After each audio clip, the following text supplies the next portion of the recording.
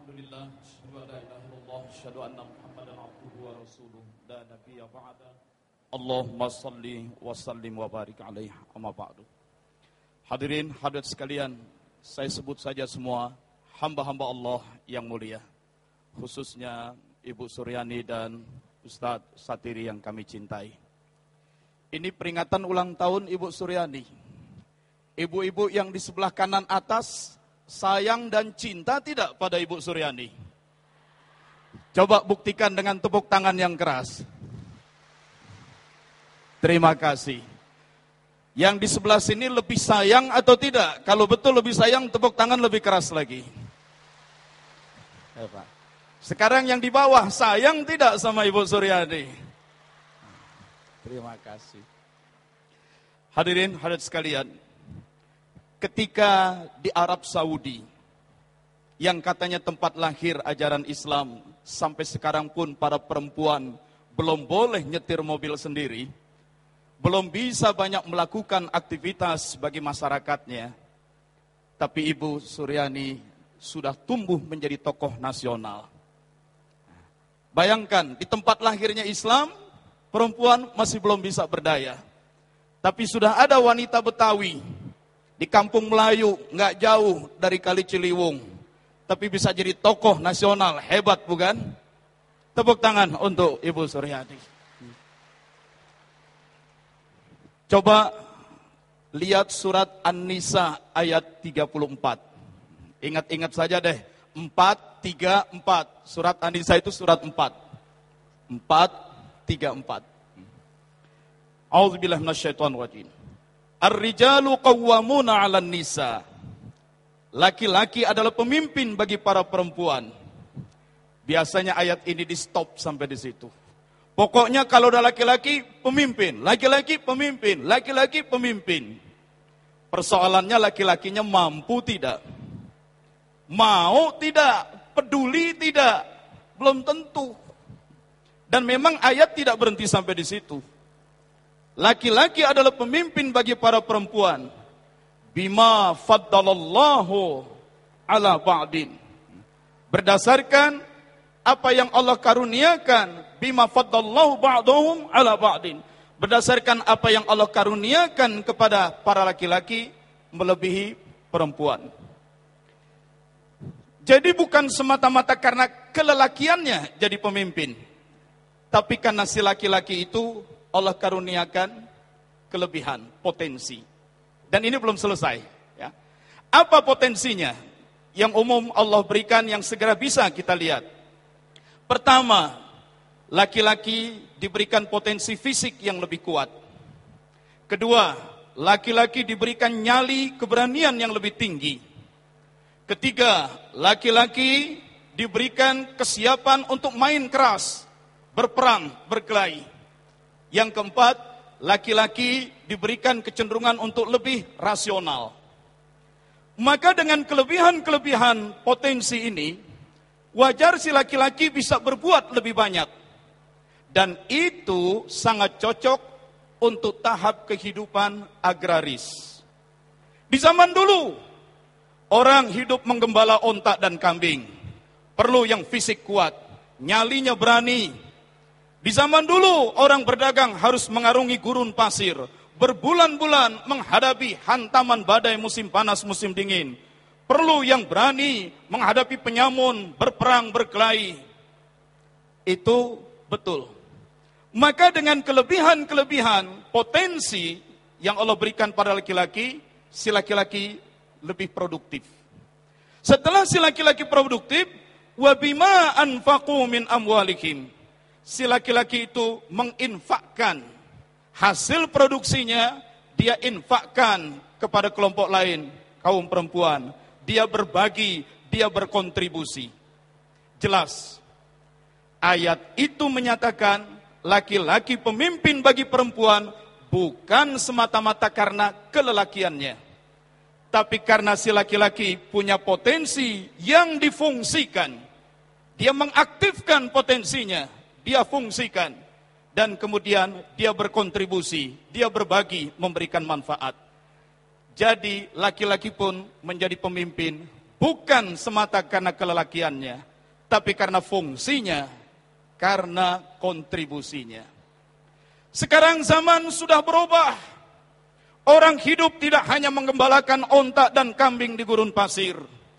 Orang hidup tidak hanya bergantung pada limpahan alam hasil pertanian. Sekarang orang hidup lebih menggunakan pengetahuan. Orang hidup lebih menggunakan kreativitas dan daya inovasinya. Dan pada kondisi seperti ini, bukan hanya laki-laki yang punya potensi seperti itu. Para perempuan juga bisa punya intelektualitas yang tinggi. Para perempuan juga punya kesempatan untuk berkreasi, berinovasi. Dan siapa yang jadi pemimpin, lagi-lagi bukan semata karena kelelakiannya.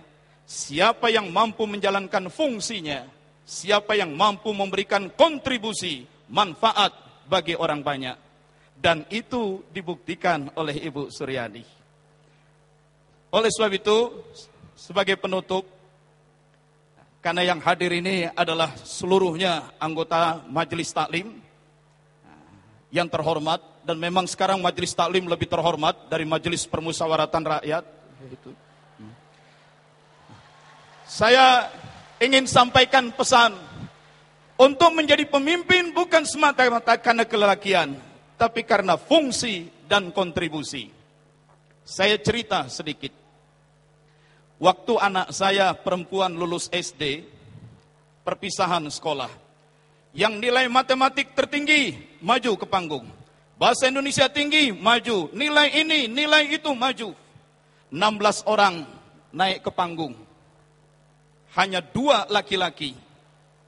Ternyata lulusan-lulusan SD yang baik-baik, pinter-pinter, sebagian besar perempuan.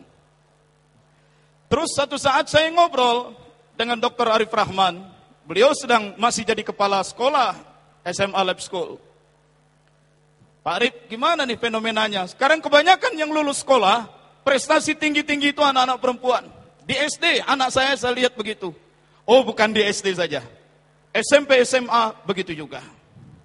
Tak lama kemudian, saya dengan Pak Arif berkesempatan berangkat ke Amerika. Di sana pun, kami keliling ke sekolah-sekolah. Lihat-lihat suasana pendidikan. Ternyata, lulusan-lulusan SMP, SMA di sana yang nilainya tinggi-tinggi kebanyakan juga perempuan. Tak lama kemudian ada sebuah simposium pendidikan nasional. Saya terpilih jadi ketua sidang Komisi B. 34 anggota komisi, dari 34, 17-nya rektor. Waktu itu rektor UI cerita, sejak diberlakukan sistem SKS, yang bisa selesai jadi sarjana S1, 4,5 tahun selesai, kebanyakan perempuan. Mahasiswa yang cowok-cowok pada molor, 5 tahun, 6 tahun baru selesai kuliah. Dari ITB cerita, yang lulus nilai sarjana dengan IP kumulatif, indeks prestasi tinggi, kebanyakan perempuan. Rupanya di SD, di menengah, di perguruan tinggi, anak-anak perempuan mengebut prestasinya. Dan banyak laki-laki tertinggal. Sampai di situ dulu ceritanya. Terus saya jadi mikir, ada apa ini? Ada apa? Rupanya saya perhatikan ada kekeliruan dalam kita mendidik anak selama ini. Ada kecenderungan di keluarga Indonesia, laki-laki itu hebat, laki-laki otomatis jadi pemimpin, laki-laki biarkan saja, dia tidak bakal celaka. Tapi kalau anak perempuan itu disorot betul. Nonton TV, angkat kaki ke atas meja, diomelin. Makan, sambil ngomong, sambil ngunyah, ngomong, diomelin. Kamu anak perempuan, gak sopan, mulut ngunyah, ngomong. Diri di depan pintu, anak perempuan, jangan suka diri di depan pintu, berat jodoh, katanya.